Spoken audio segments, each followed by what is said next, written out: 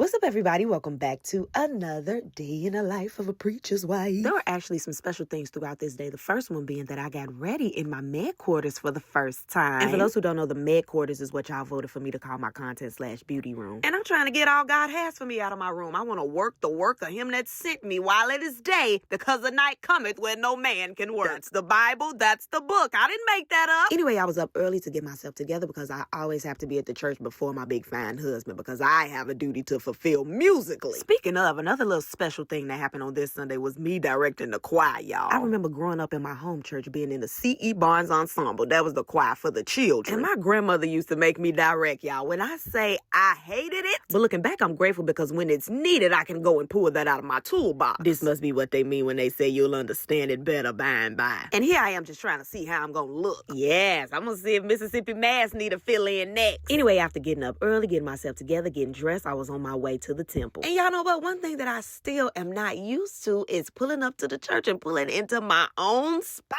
Won't God do something anew? So when I got to sound check, I actually had to direct the songs. I didn't know that the choir director was gonna have me do that, y'all. I was hot by the end of it. But everything turned out really well. The choir was so sweet, y'all. They received me with open arms. And then look at this. Healing in that name, say Jesus.